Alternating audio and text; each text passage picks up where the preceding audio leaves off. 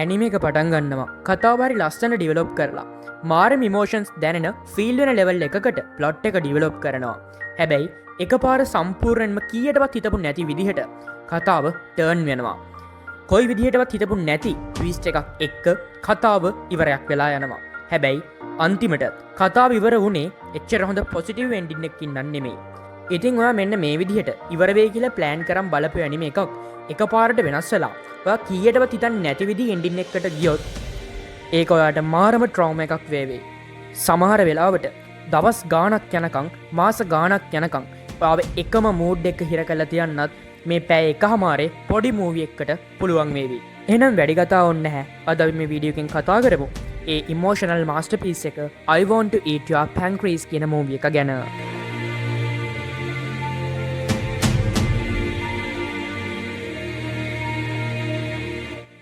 ඉතින් මේ මූවි එකේ ටයිටල් එක I want to eat your pancreas කියන එකේ මේ pancreas කියන එකෙන් අදහස් වෙන්නේ අග්න්‍යාශය කියන එක.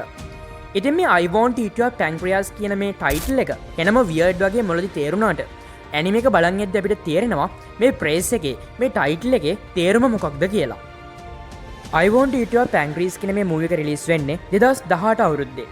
ඒ වගේම යොරු සුමිනෝ කියන ආටිස්ට් ලියපු I want to eat your pancreas කියන ලයිට් නොවල් එක පාදක කරන් තමයි මේ ඇනිමේ මූවි එක නිර්මාණය වුණේ.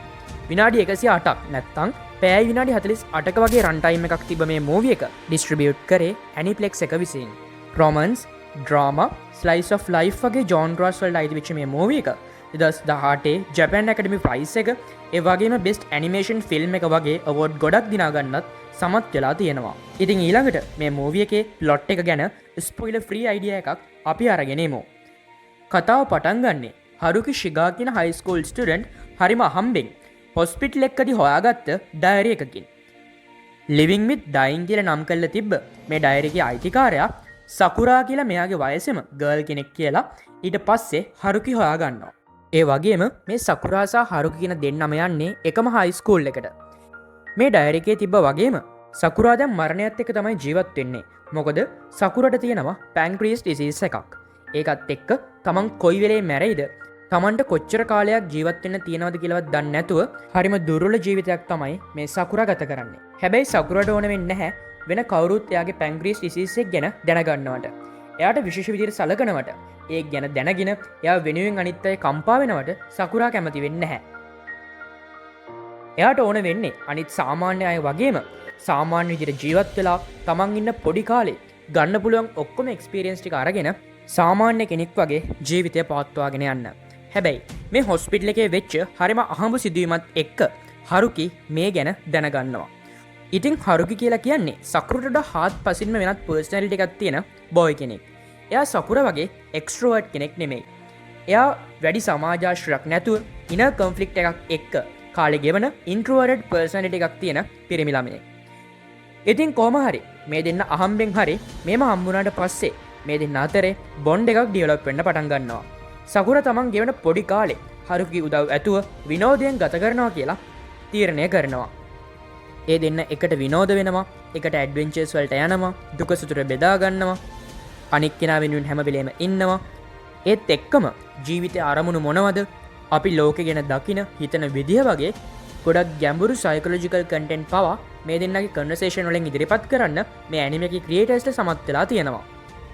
ඉතින් මෙන්න මේ විදිහට මේ දෙන්න තමන්ගේ ජීවිතේ ෂෙයා කරගෙන ජීවත් වෙනවා වගේම ඒ පොඩි කාලේ සකුරා විතරක් නෙමෙයි හරුකිත් හරි සතුටින් කාලය ගත කරනවා.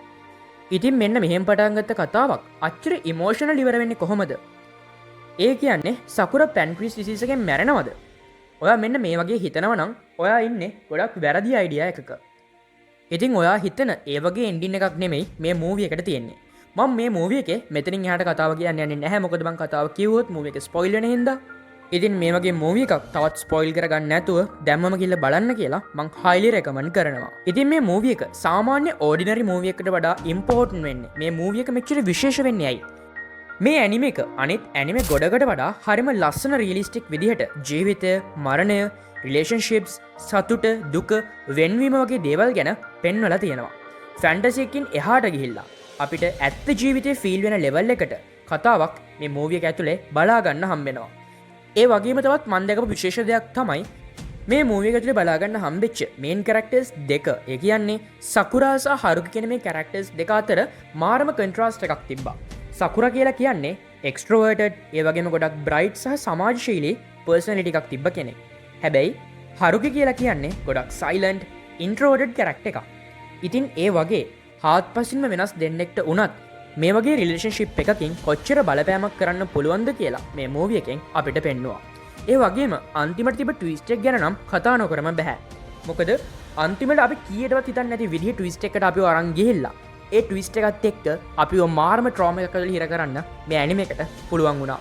සමහර වෙලාවට ඒ ට්විස්ට් එකත් එක්ක ඇතිවෙච්ච ට්‍රෝමා එක හින්දා දවස් ගාණක් යනකම් මේ මූවි එක ඇතුළේ ජීවත් වෙන්නත් ඔයාලට සිද්ධ වෙන්න පුළුවන්. ඉතින් අර කලින් කිව්වා වගේම මේ මූවි එකේ එන්ඩින් එක හරිම ඉමෝෂනල් සහ සෑඩ් වුණාට ඒ ඉමෝෂනල් එන්ඩින් එක ඇතුලේ හරි ලස්සන ආලෝකයක් එළියක් බලා ගන්න හම්බුණා. කෙනෙක්ගේ ජීවිතයේ තියෙන ආලෝකෙන් තවත් කෙනෙක්ගේ ජීවිතයක් එළිය වෙන විදිය, ඒ ආලෝකේ තවත් කෙනෙක්ගේ ජීවිතයක සාර්ථකත්වයට අරන් යන විදිය මේ මූවි එකෙන් හරි ලස්සනට පෙන්නුවා. මේ ඔක්කොමත් එක්ක මාරම ලස්සන ඇනිමේෂන්ස්, කලර්ස් එක තිබ්බ මේ ඇනිමේ එකේ මියුසික් ස්කෝර් ගැනත් මේකේ මූවි ක්‍රූ එක ලොකු අවධානයක් දීලා තිබ්බ බලා ගන්න හම්බුණා. අපි මීට කලින් වීඩියෝ එකක මේ channel එකෙන්ම කතා කරපු You Are Lying April කියන ඇනිමේ එකට ඔයා කැමති වුණා නම් මේ ඇනිමේ එක ඔයාලට perfectly match වෙන ඇනිමේ එකක්. romance, slice of life, realistic anime movies වලට කැමති අයට නම් මේ මූවි එක ගොඩක්ම ගැලපෙන ඇනිමේ එකක් වේවි. ඉතින් එහෙනම් ජීවිතය ගැන ඔයා කවදාක්වත් හිතපු නැති, ඔයා කවදාක්වත් නොදැකපු කෝණයකින් ආපහු බලන්න කැමති නම් මේ මූවි එක බලන්න කියන ගමන් අදට වීඩියෝ එකෙන් සමුගන්නවා. අපේ YouTube channel එක තාම subscribe කරලා නැත්නම් මේ වගේ anime content දිගටම බලන්න අපේ YouTube channel එක subscribe කරලා අපිත් එක්ක එකතු වෙන්න.